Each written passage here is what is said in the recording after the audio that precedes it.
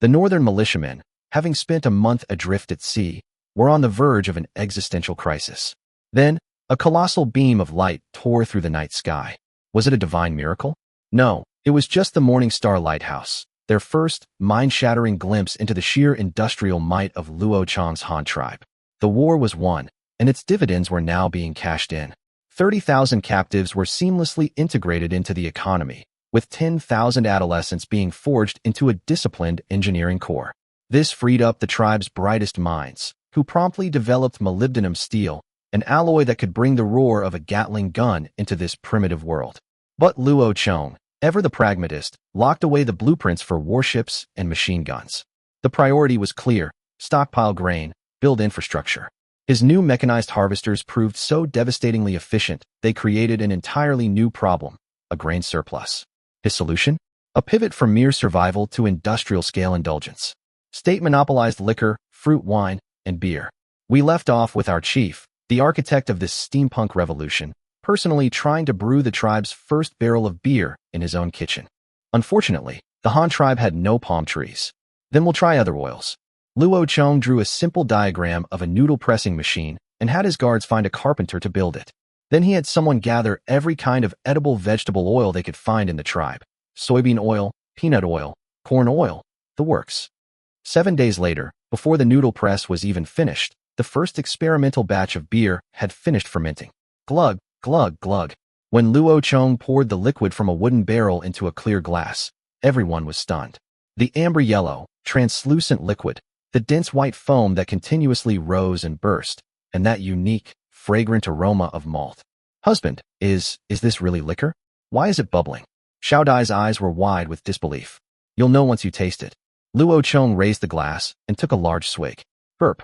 A loud, resonant burp, accompanied by a rich malty aroma, erupted from his mouth.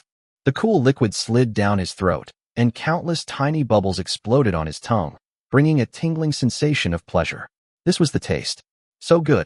Luo Chong smacked his lips in satisfaction and said to his still hesitant wives, because of the medicinal flowers, it's a little bitter, but that bitterness is what makes it so refreshing. It's an absolute godsend for beating the summer heat. Quick, try some. Seeing that Luo Chong was fine after drinking it, Zhang Ying and Xiao Dai exchanged a glance, and each took a cautious sip. The next second, both their eyes lit up in unison. Gulp. Zhang Ying and Xiao Dai, mimicking Luo Chong, also took a large swig of beer. A moment later, a rosy flush crept up Zhang Ying's cheeks. She was already slightly tipsy. Xiao Dai, on the other hand, felt a familiar rush of air rising in her chest. Unable to hold it back, she let out a resounding burp. Burp. The moment the burp escaped, her eyes instantly lit up. This liquor is interesting. Zhang Ying smacked her lips and gave her honest assessment. It's got more of a kick than rice wine, but it's not as harsh as spirits. You can drink a lot without getting too drunk. It really is refreshing. Xiao Dai's eyes shone even brighter, crinkling into 2 crescent moons. Husband, when you said it's refreshing, is it because of the bubbles in the drink? Do they carry the heat out of your stomach? Something like that. You can think of it that way. Luo Chong was taken aback by Xiao Dai's wonderfully peculiar line of thought. But on second thought, damn it, that was exactly the principle. Don't carbonated drinks rely on carbon dioxide to carry away heat? Wait a minute, carbon dioxide? A bell went off in Luo Chong's head, as if a door to a new world had just swung open. Soda. Isn't that even simpler? Distilled water plus citric acid plus baking soda. It was straight out of a middle school chemistry textbook. Baking soda was just alkaline powder, which the Han tribe had. As for citric acid, lemons and pineapples were full of it. While the Han tribe didn't have lemons, there were limes on the grasslands and pineapples in the Tang tribe's territory. A pineapple soda, wouldn't that be magnificent? Beer, soda. This wasn't just about the food industry. It could also drive the glass industry. Beer bottles, soda bottles. How much glass would that require? And canned goods. They would need glass jars too. My heavens. One project driving an entire industrial chain. The future tax revenue. Luo Chong could almost see countless little coins waving at him. The empire's finances were secure. As he was lost in his vision of the future, Xiao Dai and Zhang Ying had already finished their glasses and were looking at him expectantly. Husband, aren't there several more barrels? Can't we pour them all out and try them? Yes. We can help you judge them. Fine. Let's try them all. Luo Chong, the budding god of wealth, waved his hand and summoned all dozen of his guards who were standing watch outside, dubbing them the public review panel. On the table, 10 glasses were lined up, and 10 different beer recipes were poured out. Come, come, don't be shy. My treat. Try this newly brewed barley wine, and after you've had a drink, tell me which one tastes best. The guards' faces lit up with joy. This was liquor brewed by the chief himself. The group swarmed around the table, each grabbing a glass and beginning the tasting. In reality, aside from the different wort concentrations, the 10 barrels of beer were fundamentally the same. The only difference in taste was between a richer or lighter flavor profile. Husband, I like this 12% one. It has the strongest malt flavor. Xiao Dai was the first to state her preference. I like it a bit lighter. It's more thirst-quenching. I'll choose the 10 or 11% one, Zhang said, her taste leaning toward the lighter side. The guards' choices were largely the same, mostly concentrating between 10 and 12%. All right, then we'll go with the 11% one. Luo Chong had made up his mind. Why? Because when the tastes were similar, the one that used fewer raw materials would have a lower cost and thus a higher profit. With the beer recipe finalized, Luo Chong immediately issued a new order to the Luyang farm: plant barley, plant hops. A few days later, the custom-made wooden, hand-cranked noodle press was delivered. The development of instant noodles was officially on the agenda. Mixing the dough, pressing it, cutting it, steaming it, frying it. Luo Chong followed the steps from memory, experimenting one by one. For the most crucial step, deep frying, he eliminated the overly pungent peanut and rapeseed oils, as well as the costly sesame oil, finally settling on a comparison between corn oil and rice oil. After a series of experiments, the result was clear. Rice oil, also known as rice bran oil. The raw material for this stuff, rice bran, was an inexhaustible waste product in the Han tribe. The cost was practically zero. The noodle cakes fried in it were a light yellow color, crispy, and when steeped in hot water, they had that flavor. Success. With instant noodles sorted, Luo Chong's thoughts began to drift again. No plastic bags for packaging? We can use craft paper bags. No instant noodle bowls? We can fire enamel mugs. Eating instant noodles from an enamel mug was a childhood memory etched into his very DNA. Wasn't this another new industry? It could consume the surplus steel and create GDP. I really am a humble, unassuming economic genius. The more Luo Chong thought about it, the more excited he became. He picked up his pen and began to write furiously on a piece of paper. Instant noodles, beer, canned goods, soda, enamelware, sausages, cookies. As he was writing, he suddenly slapped his forehead. Oh right, and luncheon meat. As another titan of the food industry, how could it be forgotten? This stuff was just sausage in a tin can. With the Han tribe's current technology, making it would be a piece of cake. Luo Chong wrote the words luncheon meat on the paper with a flourish, a knowing smile spreading across his face. The technical skill required for this product, in his estimation, was practically zero. Grind the meat into a paste, add some starch and seasonings, stuff it into a tin can, steam it, and finally, sterilize it at a high temperature. That was it. Simple and crude, but remarkably effective. It not only solved the age-old problem of preserving meat, but also served as a high-calorie military ration. It was an essential tool for home, travel, murder, and mayhem. No, for marching and fighting. Of course, this was all predicated on having meat grinders and tin cans. But for the Han tribe, which had already lit up the steam engine on its tech tree, that industrial base was a piece of cake. While Luo Chong was holed up at home, engrossed in his food industry tycoon role-playing game, the war in the north finally reached its conclusion. A full 4 months. Under the high-intensity, scorched earth campaign led by Chu Bing and the Divine Strategy Guard, the cannibals' nest had been utterly razed. Guerrilla warfare, tunnel warfare. In the face of absolute firepower superiority, it was all little more than elaborate, useless theatrics. The soldiers of the Divine Strategy Guard, armed with their muskets, left a trail of leveled villages and scorched forests in their wake. The cannibals had only 3 possible fates: death, capture, or flight. Of course, the Han tribe couldn't be bothered to chase the fugitives who had caught wind of the campaign and fled in advance. The path south was already blocked. If they wanted to run, their only option was to migrate to the even more desolate and dangerous unknown lands to the north. Whether they could survive was up to fate. Commander, the eastern side of the forest is clear. Same for the west. Not a shadow to be seen. Hearing his subordinates' reports, Chu Bing nodded in satisfaction. The cannibal problem was solved. But there was another, more troublesome issue: those man-eating giant apes. These great beasts were elusive and knew the forest terrain like the back of their hands. Although the Divine Strategy Guard had overwhelming firepower, trying to hunt them to extinction in the vast sea of trees was harder than climbing to the heavens. All battalions, report the number of giant apes hunted, Chu Bing commanded in a deep voice. Reporting. 1st Battalion encountered 256, killed 232. 24 escaped. 2nd Battalion encountered 317, killed 276. 41 escaped. 3rd Battalion encountered 189, killed 177. 12 escaped. After hearing the reports, Chu Bing did a quick mental calculation. Over the 3 stages of the campaign, they had eliminated a total of more than 700 giant apes. The number sounded substantial, but for an entire species, it was definitely not enough to cause extinction. There were certainly still survivors hiding in the forest. The problem now was that the Divine Strategy Guard had been in continuous combat for over 4 months, and the soldiers were exhausted. To continue this war of attrition would be extremely inefficient. Bogging down the army here is no solution, Chu Bing said to his battalion commanders. But if we leave these monsters unchecked, they will threaten the safety of the people in Haiyuan Prefecture. This matter must be reported to the chief. He will have to make a decision. Ha ha ha. The northern expedition is finally over. A hearty laugh echoed from the study in Luo Chong's home. Hearing the sound, Xiao Dai and Zhang Ying came running with their children in their arms. Husband, is it over? It's over. Luo Chong handed them the battle report. The cannibals' nest has been completely wiped out. The north will be peaceful from now on.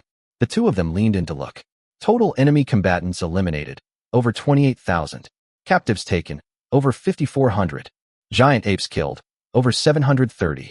Huh, husband, why only 700? Isn't that too few? Zhang Ying pointed at the report, a look of confusion on her face. Chu Bing mentioned in the report that there are definitely some who got away. The problem now is that they're hiding and won't come out. The army can't just sit there and wait, can they? But we can't just ignore them, Zhang Ying said with concern.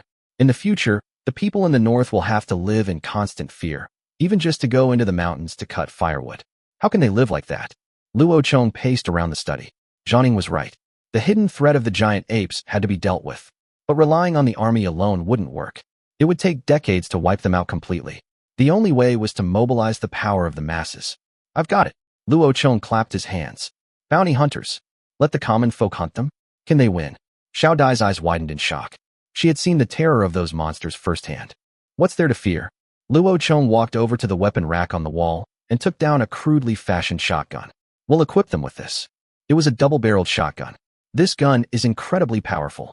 At close range, one blast will blow any giant ape to smithereens. But its rate of fire is poor. After 2 shots, you have to reload, so it's useless in conventional warfare. We'll also establish a reward system. For every giant ape killed, the government will pay a bounty. A handsome reward is sure to attract brave men. I refuse to believe we can't exterminate them. The idea flashed through Luo Chong's mind like a bolt of lightning, and with a crackle of sparks, everything clicked into place. He hefted the heavy double-barreled shotgun, its cold steel grounding him. This was it. For the people up north, it was the perfect tool for self-defense, as if custom-made. The weapon was simple and brutal, easy to learn, and he wouldn't have to worry about the honest folk using it for anything nefarious. Besides, with the ammunition kept firmly under his control and a firearm licensing system to go with it, the plan was flawless. A grin spread across Luo Chong's face. He turned toward the door and let out a thunderous roar. Someone send word to New Steel Prefecture now? Haul that Lin Fei from the Power Research Institute over here. I have a matter of cosmic importance for him. The guards outside moved like the wind, vanishing in a blur. The next morning, just as the sky was beginning to lighten, Lin Fei, still damp with the morning dew, was ushered into Luo Chong's residence in Hanyang City. Chief, my dear chief, to what do I owe the honor of this urgent summons? Have you cooked up some magnificent new contraption for me to build? Lin Fei had barely swallowed his breakfast. He got straight to the point the moment he walked in, a grin plastered on his face so wide it practically reached his ears, happier than if he were seeing his own father. His expression, however, gave Luo Chong pause. Hey, hold your horses, Luo Chong said, looking him up and down with amusement. What's with that look on your face? Did you strike gold? Or did your wife give you a big, healthy boy? No. The question caught Lin Fei off guard, and a faint blush crept up his neck. He waved his hands frantically. My wife's belly is swelling up, sure, but she's a long way from dropping the payload. I'm just so happy for you, Chief. The orders you gave us, the progress is just skyrocketing, and the new factory expansion is complete. It's a real beaut, spacious and bright. Oh, so that's what this is about. Luo Chong nodded in understanding. So the tractors, the harvesters, all those big toys, are they ready? Reporting to the chief. The tractor order is in the bag, completely finished. The loaders are chugging along the assembly line as we speak. The excavator is a bit trickier, though. The tracks have to be riveted link by link, a real pain. As for the grain harvesters, the blueprints are approved. Just give the word, and we can start cranking them out in minutes.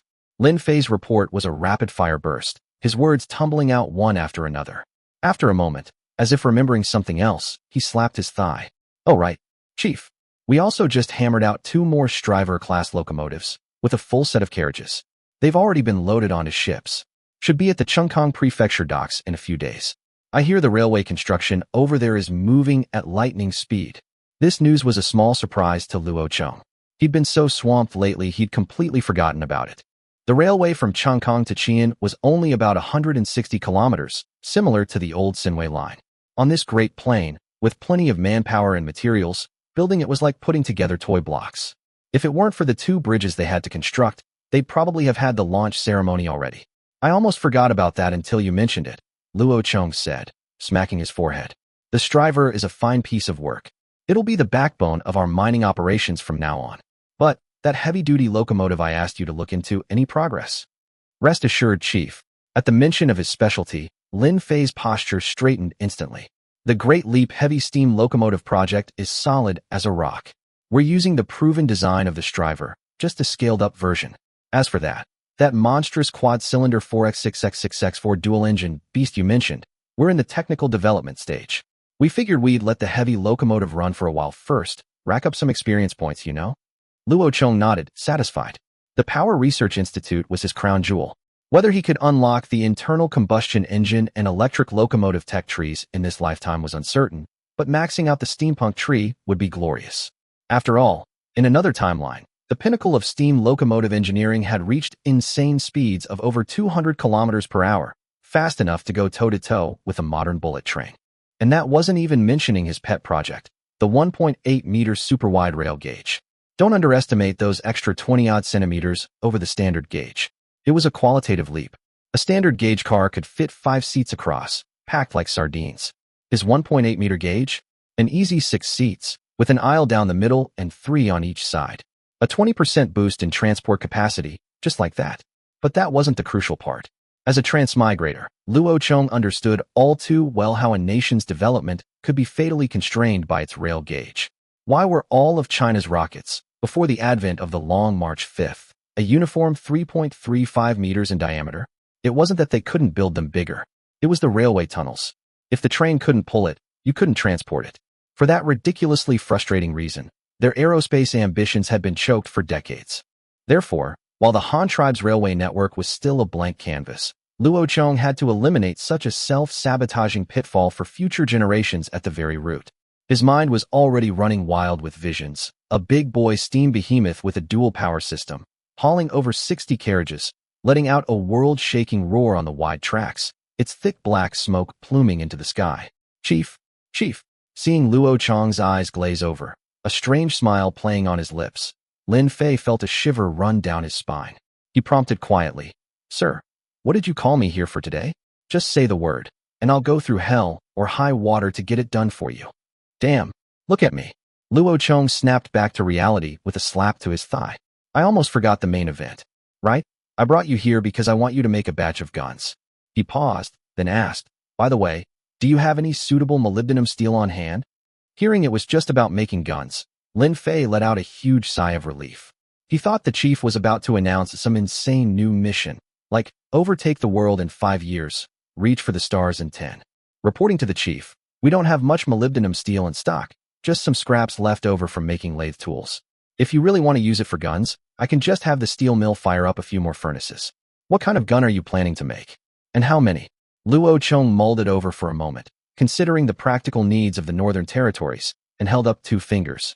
Double-barreled shotguns. Let's start with 2,000 units. If molybdenum steel is available, use it. Come again. Lin Fei's eyes nearly popped out of their sockets. 2,000 double-barreled boomsticks. Chief, are you sure you heard yourself right? You mean the 8-shot pump-action shotgun, don't you? His reaction was understandable. Why ignore their formidable 8-shot pump action and go back to making 2,000 fire pokers that you had to break open and reload after every 2 shots? What kind of strategy was this? Had the Han tribe's military suddenly developed a taste for retro chic? This was a step backward. You heard me right, and I said what I meant. Luo Chong calmly took the double-barreled shotgun from the weapon rack and placed it in Lin Fei's arms as if it were a precious treasure. This is the one, not the 8-shot. Seeing the utter confusion on Lin Fei's face, Luo Chong explained with a smile. The war drums for the northern expedition against the cannibals have sounded their final, victorious beat. We've completely crushed those savages. However, there are still some giant apes that slipped through the net, hiding in the forests like rats. We can't have our elite divine strategy guard playing hide-and-seek with monkeys in the woods all day, can we? It's a waste.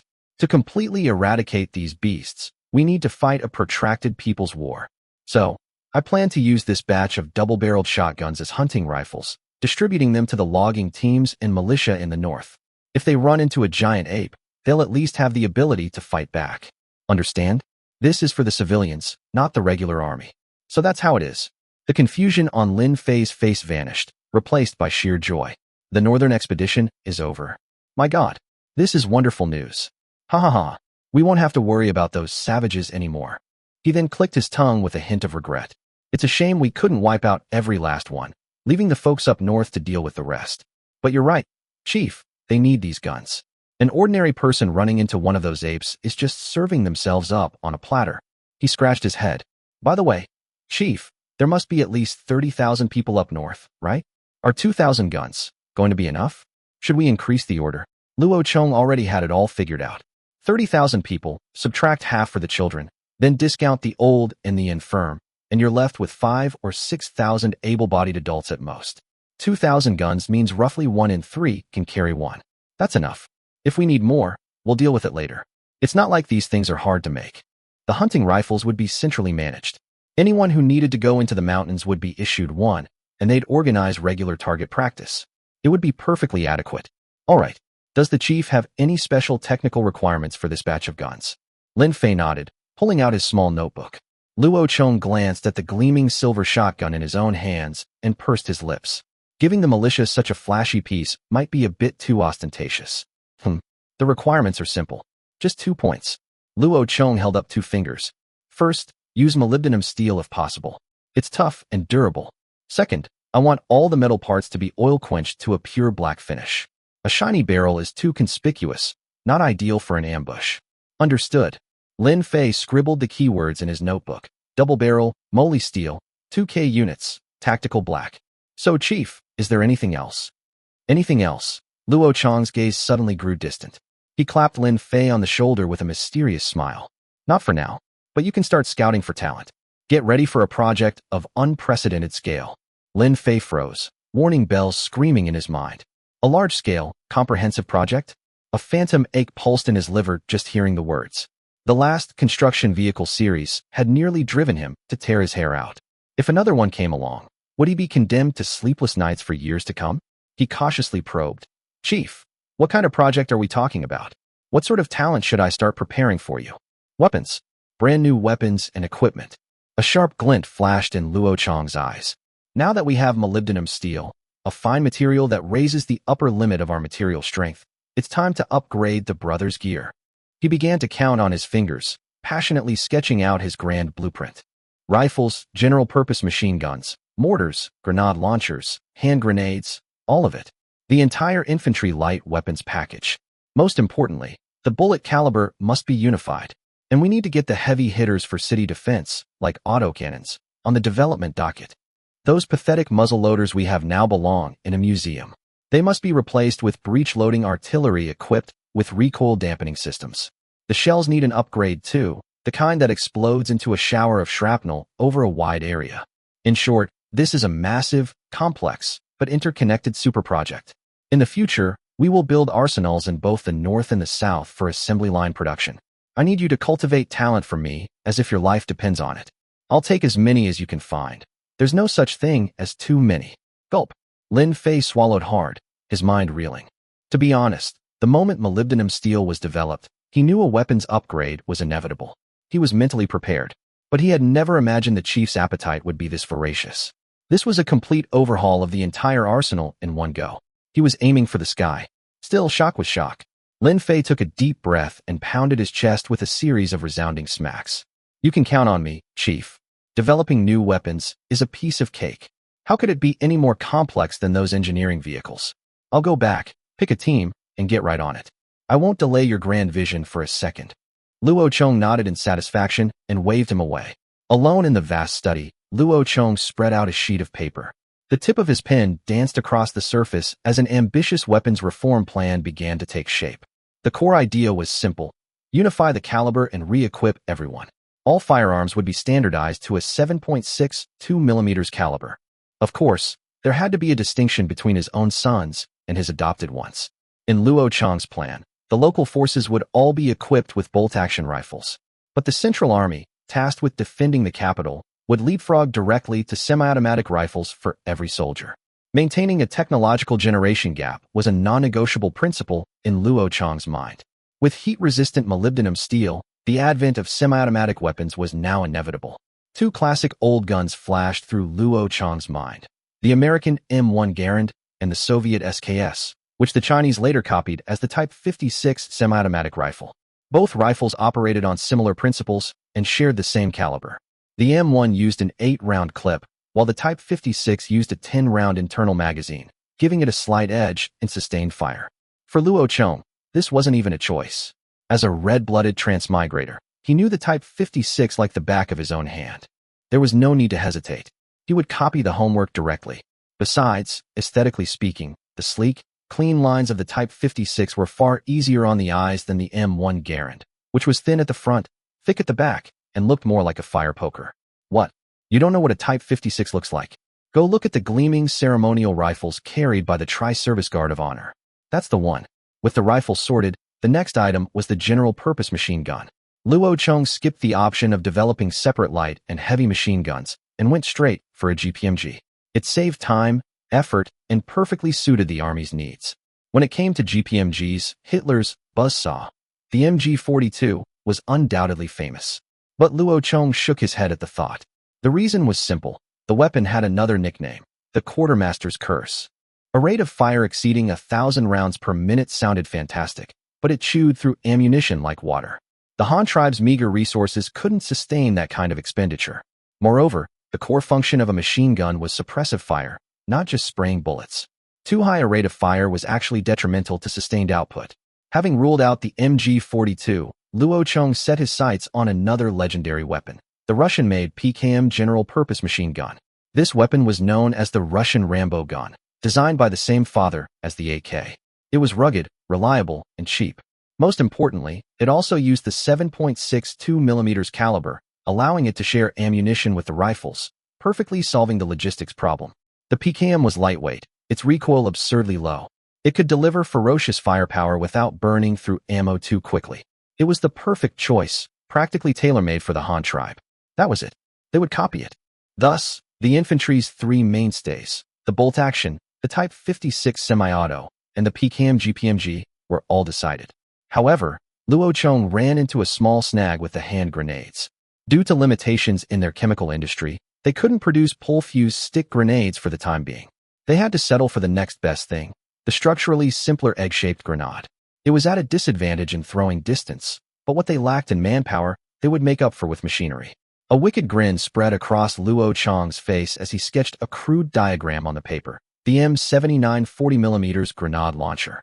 This weapon was simple in design and not difficult to replicate, perfectly compensating for the hand grenade's range deficiency. After noting down the key points for all the new weapons, Luo Chong picked up his pen again to write a reply to the distant Chu Bing. In the letter, he detailed the plan to distribute the double-barreled shotguns and establish a bounty hunter system. One giant ape head would fetch a bounty of 30 yuan. At that price, the people of the north would hunt the giant apes into extinction. At the same time, he ordered Chu Bing to first withdraw the Divine Strategy Guard to Haiyuan Prefecture, organize shooting training for the militia, and laid out extremely strict regulations for the distribution and management of firearms and ammunition. One gun would be issued for every 5 households, to be used in rotation. Every bullet expended had to be recorded. They would vigilantly guard against any potential misuse. With everything arranged, Luo Chong finally breathed a sigh of relief. Meanwhile, at the docks of Chungkong Prefecture on the middle and lower reaches of the Luyang River, the scene was one of furious activity. A massive fleet had finally arrived after a voyage of nearly a month. A specially modified three-masted sailing ship slowly entered a floating berth. As steam pumps roared to life, the water level rose, bringing the tracks on the ship's deck into perfect alignment with the tracks on the shore. Clang, clang, four brand-new Striver-class steam locomotives, like awakened steel behemoths, slowly rolled off the deck and along the tracks into the already completed railway station. On the docks, gantry cranes swung their massive iron arms, lifting wheel sets and carriage frames onto the shore. The accompanying craftsmen immediately swarmed them. Amidst the clanging of hammers, brand-new train carriages were being rapidly assembled. A new steel dragon was about to take its first breath on this ancient land. The rest of the carriage components would be sourced locally. The construction of the floors, walls, and roofs was contracted out to the local lumber mills in Chungkong Prefecture. Provided with the blueprints, they would complete the job to specification, saving the trouble of hauling timber back and forth. The metal parts, however, still had to be shipped from their home base in New Steel Prefecture. After all, there wasn't even a decent blacksmith shop in business here yet. The docks were a hive of activity. Throughout the day, the shouts and work chants of the laborers echoed across the water, their backs soaked with sweat. Only when the setting sun painted the river a brilliant gold were the last of the supplies finally unloaded from the fleet. The next day, at the crack of dawn, whoa, a piercing whistle shattered the morning tranquility. A hastily assembled train, like an awakened iron dragon, pulled a full load of supplies and slowly departed Chungkong Prefecture, heading toward Qian. Dust billowed alongside the tracks. Four iron beasts, two tractors pulling trailers, followed by a loader and an excavator, were keeping pace with the train. The rhythmic chug-chug-chug of their engines roared, easily keeping pace with the train. The convoy of steel beasts advancing alongside the railway was a bizarre and spectacular sight. By 9 in the morning, the silhouette of the Qian Prefecture train station was visible in the distance. At this moment, Qian Prefecture was one giant construction site. The people of the White House tribe, under the leadership of Yu Fu, were enthusiastically working for the Han tribe. The men quarried earth, felled timber, fired bricks, and built the city walls, their broad shoulders straining with vigorous effort. The women washed clothes, cooked meals, hauled manure, and tended vegetable gardens, managing the daily tasks with seamless efficiency. Even the half-grown children, wielding branches like shepherd's crooks, herded flocks of sheep with an air of self-importance, helping the Han tribe feed pigs, drive ducks, and tend to chickens, each one as busy as could be. You couldn't find a single idle person in all of Qian Prefecture. And yet, they thrived during these days of work. Not only did both men and women earn wages, but even the shepherd children received 3 square meals a day. Every meal was either white rice or cornbread, with visible flecks of oil in the vegetables. They wore new clothes traded from the Han tribe, clean and respectable. A life without worrying where their next meal would come from. A life with full bellies and new clothes. It was an existence they had never dared to dream of. More importantly, in the process of working, they were learning so many incredible magical arts. How to fire sturdy bricks from common mud, how to raise strong roof beams from timber, how to dig a well and summon a gush of sweet spring water. They saw these things, memorized them, and absorbed the knowledge like sponges. They believed they were learning the essence of the Han tribe. Little did they know that once they grew accustomed to white rice, fell in love with the taste of stir-fried dishes from an iron wok, wore the same hairstyles, dressed in the same clothes, and even began to unconsciously pepper their speech with the Han language. What difference was there between them and the actual people of the Han tribe? The only difference, perhaps, was the official stamp missing from their household registration. But Yu Fu wasn't in a hurry. Once the city was built, he would present them with the household registers. He was confident that no one would refuse to become a part of this prosperous land. This method was tried and true. It never failed. At the construction site of the prefectural administrator's office in Qian, a group of strapping young workers from the White House tribe were laying tiles on the roof, the sun beating down on their bare backs. "Hey, everyone, hold up!" The foreman, Tian Hong, yelled at the top of his lungs. "I need 50 good men. The Han tribe has a cart of iron ingots coming in. Come with me to unload it." "You got it." "Iron ingots? I thought we had enough. Are they paving more roads?" Let's go. You guys make sure those tiles are secure. It'll be a joke if the roof leaks when it rains." The workers responded with a clamor of voices. 50 men were quickly assembled, and, carrying their bamboo water flasks, they followed Tian Hong in a great procession toward the train station. Yufu was already waiting on the platform. Fu, why are more iron ingots being shipped in? Don't we still have plenty of iron here? Are you Han people going to keep laying more of this stuff? Tian Hong asked, walking up to Yufu and pointing at the tracks under his feet with a look of confusion. Haha, old Tian, this iron is not that iron. Yufu explained with a smile. The road is paved with steel rails, specially made. What's coming this time are loose iron ingots for everyone to forge tools and farm implements. Oh, so that's how it is, Tian Hong nodded, then asked, so what are we waiting for here? Is the delivery today coming on that train thing you mentioned? At the mention of the train, the people of the White House tribe had plenty of reservations. When they first saw the Han tribe laying the railway, they thought these people had more money than sense. Why ignore the perfectly flat dirt roads to insist on laying down two long, thin iron strips? What was this if not showing off their wealth? Besides, the whole thing looked unreliable. The wheels had to fit perfectly on the tracks to move. The slightest mistake, and the entire contraption would tip over. It was utterly impractical, all show and no substance. The crowd stood beside the railway, looking at the two rails glinting coldly in the sun, and couldn't help but start grumbling in their native tongue. It was all about how extravagant and wasteful the Han tribe was. If they had this much good iron, they would have already forged tens of thousands of hoes and sickles. Just then, WO, WO, WO, a whistle that seemed to pierce the clouds and crack the stones came from the distance, like the furious roar of a primeval beast. The rails beneath their feet began to vibrate slightly, emitting a low hum. The train is coming, Yufu shouted. Everyone stand firm. Stay on the platform. Don't panic. Everyone was startled by the sudden, immense sound. They stood on their tiptoes, craning their necks to look into the distance. What's that noise? Didn't you say a vehicle was coming? How can it roar? And so loudly. Tian Hong's face was a mask of suspicion. I bet. The thing pulling it must be huge, a man next to him surmised with an air of authority. Just like the oxen that pull lumber.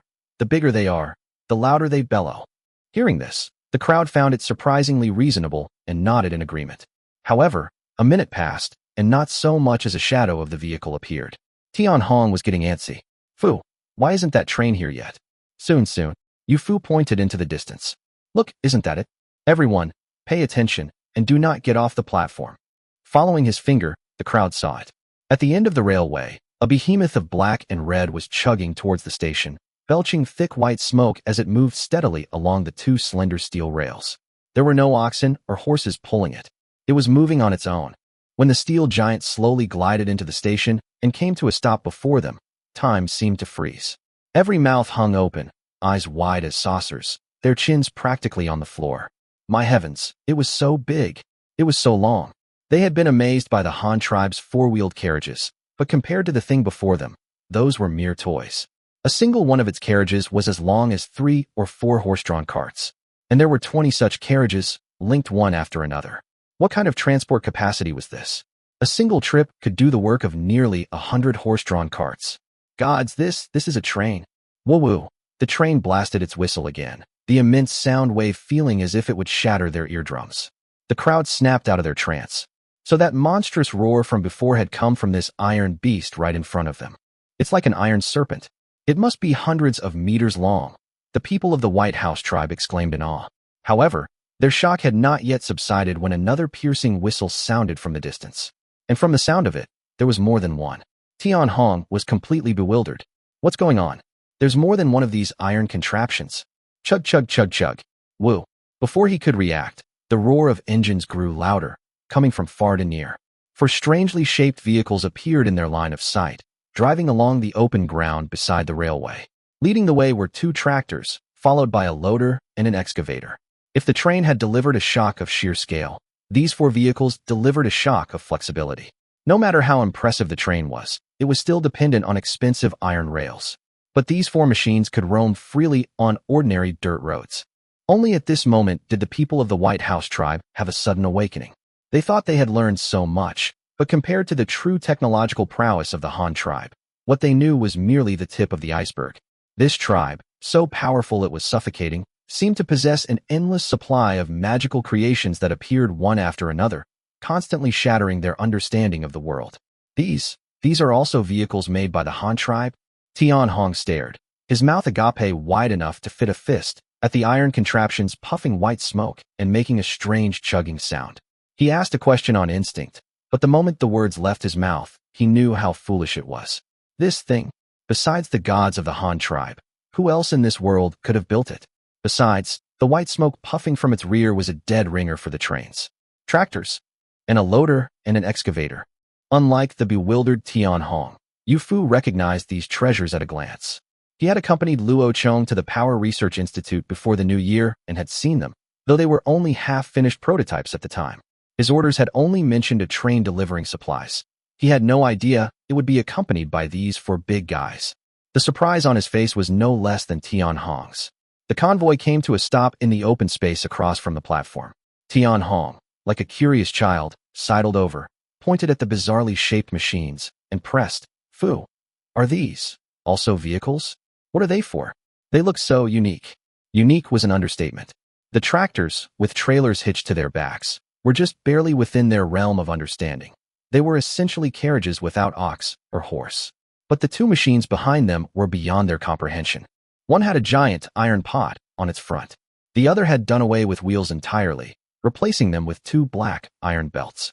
A long iron arm extended from its front, with an even stranger iron spoon hanging from the end.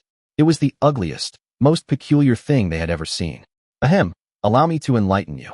Yu Fu cleared his throat and, pointing at the machines, began an impromptu explanation. Those two identical ones in the front are called tractors. They can haul goods and work the fields better than any ox. The one behind it with the big shovel is a loader, leveling ground, loading and unloading bulk materials. That's its job. Don't underestimate that bucket. It has the strength of dozens of men. The last one, the one without wheels, is an excavator.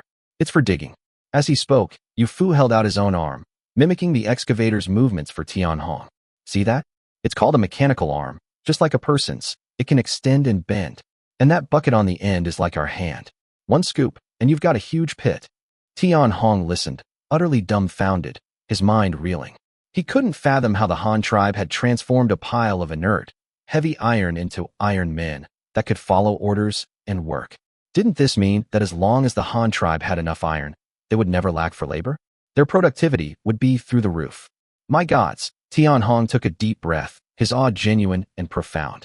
The Han tribe is incredible. Your chief must be a god descended to the mortal realm. After introducing the new colleagues, Yu Fu began to organize the unloading. 50 strong men from the White House tribe, pushing two-wheeled carts, grunted and sweated as they transferred the iron ingots from the train to the warehouse. Around noon, the 4 construction vehicles followed the crowd to the work site. The arrival of these 4 uniquely shaped iron monsters immediately caused a commotion among the workers. Those who had witnessed the spectacle at the train station that morning began to boast animatedly, and soon, everyone knew how formidable these machines were. Some were struck with awe, revering the Han tribe as divine beings. Others were filled with envy, wishing they could get behind the wheel themselves. And a few began to worry. They heard these iron contraptions were here to help with the work. Did that mean they were going to lose their jobs? They hadn't had nearly enough of this good life working for the Han tribe. They wanted to continue embodying the spirit of the working man and contribute to the tribe's development. As it turned out, their worries soon became reality. The moment the construction vehicles arrived on site, they unleashed a revolution in efficiency. The 2 tractors took over the transportation of bricks, tiles, and timber. They were fast and could carry huge loads, rendering the old ox carts and horse-drawn carriages practically obsolete. The excavator and the loader were the true titans of labor. Leveling land, digging foundations, excavating canals. They took over all the manual labor related to earthworks. Their efficiency was staggering. Take the construction of the school, for example. A job that would have taken 100 men half a month was now completed by a single loader in 3 days. One scoop from the excavator was equivalent to a worker digging with a shovel for half an hour. How could human labor even compare? In an instant, the pace of construction in Qian Prefecture accelerated as if time itself had been sped up. This was, of course, a tremendous boon for the Han tribe, but it did indeed cost many of the White House tribesmen their jobs. However, Yu Fu had no intention of casting them aside after they'd served their purpose. The jobs taken by the machinery were all unskilled, manual labor. With a wave of his hand, he reassigned the majority of the White House workers to skilled positions. Laying bricks, setting tiles, digging wells, learning carpentry. Now, the White House workers were even happier. To be freed from back-breaking physical labor and learn a valuable trade was a gift from the heavens. At the same time, as the production capacity of the new Steel Prefecture Research Institute exploded, a steady stream of brand-new construction machinery was manufactured and distributed to every corner of the Han tribe's territory. Hanyang, Cheongzhou, Tuahai, the capital, all major projects were now seeing the dawn of mechanization. With the addition of these steel behemoths, the speed of construction, whether for the Imperial Palace or the Cross-Sea Bridge, increased dramatically. Second year of the Great Mandate, May 11th, early summer. Lin Fei, travel-worn, arrived in Hanyang City carrying two freshly forged double-barreled shotguns. In Luo Chong's study, Lin Fei handed over one of the shotguns. It was jet black from stock to barrel, radiating a cold, metallic sheen. "Chief, the shotguns you wanted are ready." Lin Fei's voice was tinged with excitement. The barrels are made from an alloy steel with 7% molybdenum. It's exceptionally tough and durable. The design is also much simpler than the military-issue models, which guarantees ease of use. He paused, then added, "Also, the weapons project team you asked me to assemble has been chosen. We're ready to begin the new project at any time, to give our army sharper teeth." Luo Chong handled the charcoal gray, double-barreled shotgun. Its oil-quenched body radiated a deep, subdued metallic sheen. A cold weight, unique to steel, spread from his fingertips. This was the first batch of firearms the Han tribe had forged using molybdenum steel. Although it looked no different from ordinary carbon steel on the outside, Luo Chong knew that, internally, it had undergone a qualitative transformation. Harder, more wear-resistant, and more heat-resistant.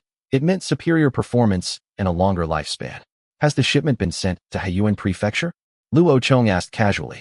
"It's on its way," Lin Fei answered crisply. 2,000 units in total.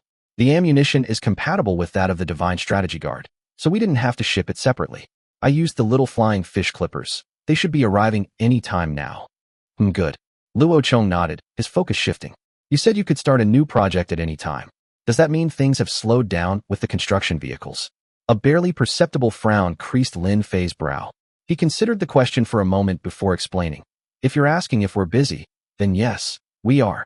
The orders are piled sky-high, and the workers on the production line wish they could split themselves in two. But if you're asking if we have the capacity for more, well, a large portion of the R&D team has been freed up.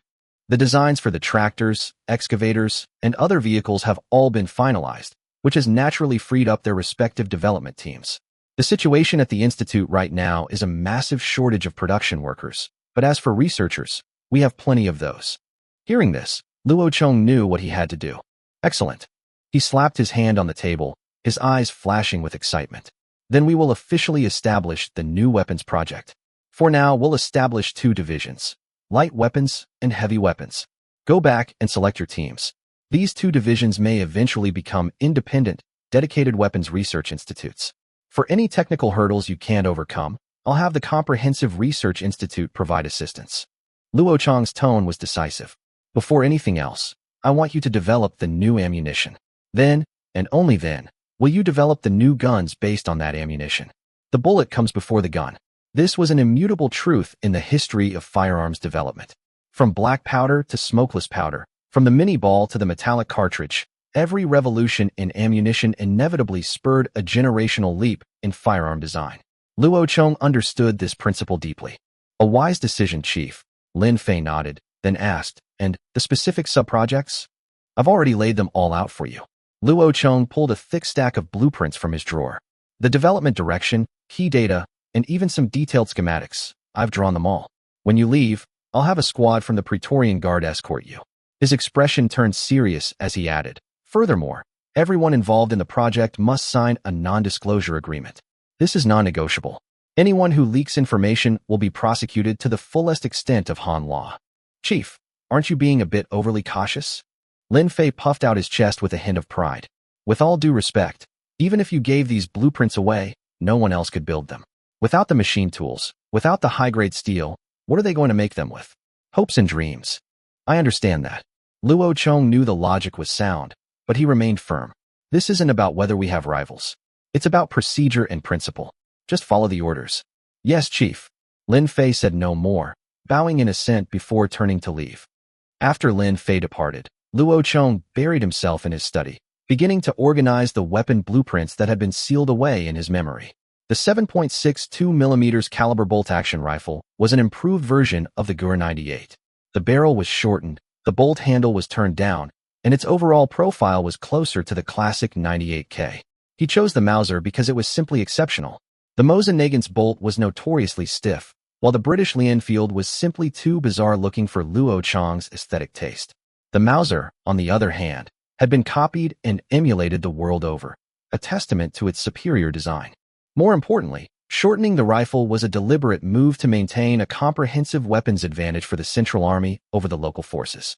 In Luo Chong's plan, the local troops would be equipped with the shortened 98K, while his own Praetorian Guard would be armed with the superior firepower of the Type 56 semi-automatic rifle. This way, even in a bayonet charge, the local troops would have no advantage, further highlighting the Praetorian Guard's overwhelming superiority in firepower. In addition to rifles, the development of handguns was also on the agenda. For police use, they would replicate the American Browning M1911. Its large .45 caliber packed a huge punch with extreme stopping power, capable of felling any man with a single shot. For military use, he chose the equally classic Beretta 92F, famously known as the M9. Its double-stack, 15-round magazine provided excellent sustained fire, suitable for any battlefield environment. As for the more advanced Glock, Luo Chong shook his head. The core of that weapon was its engineered polymer frame. With the Han tribe's current level of chemical technology, that was still out of reach. One by one, the blueprints took shape under Luo Chong's pen.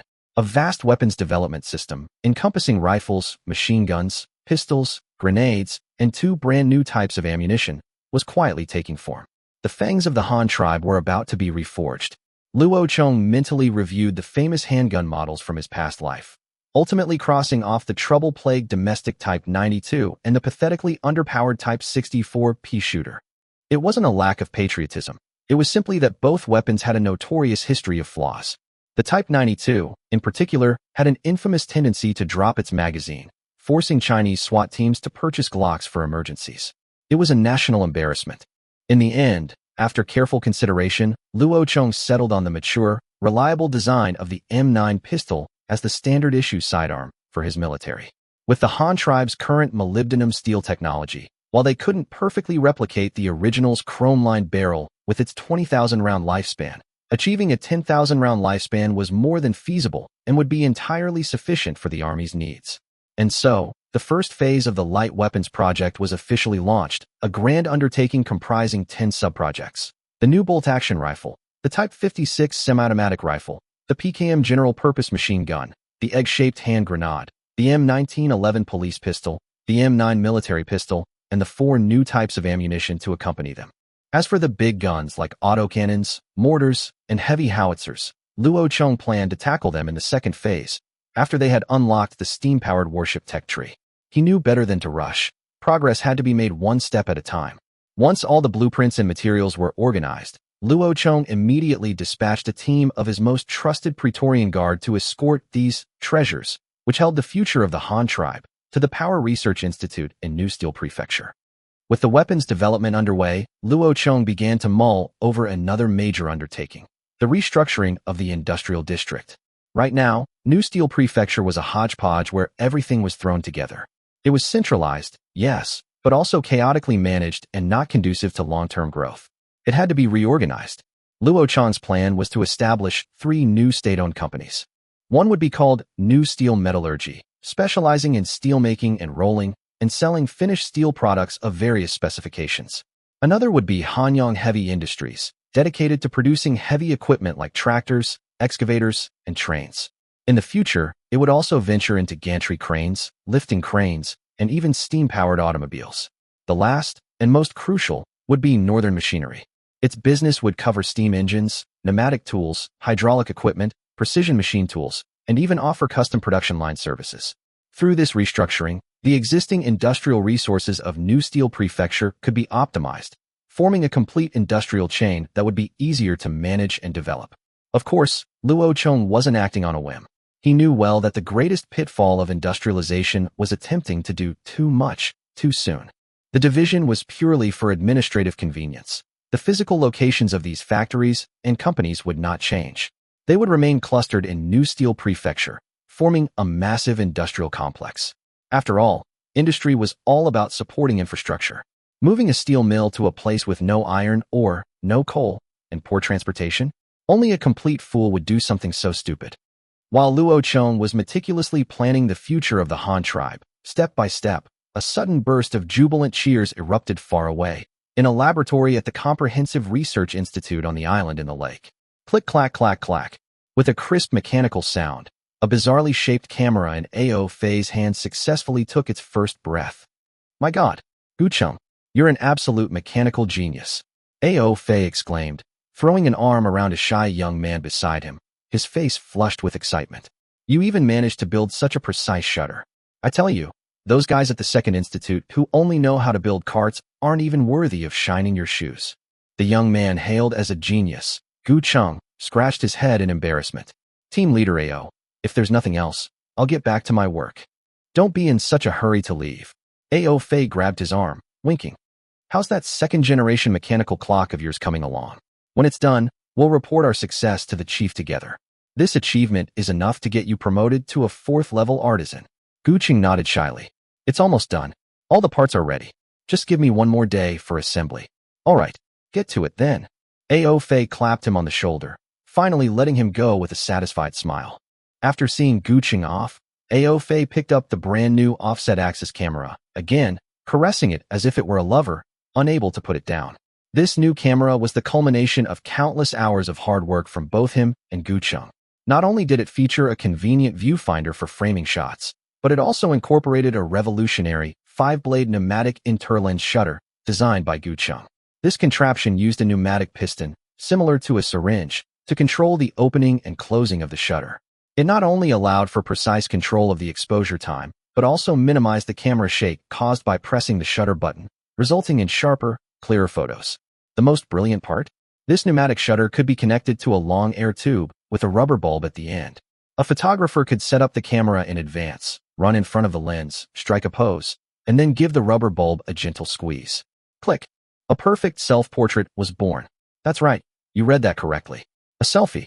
In an era before the front-facing camera was even a concept, the researchers of the Han tribe had already achieved the glorious milestone of the self-portrait.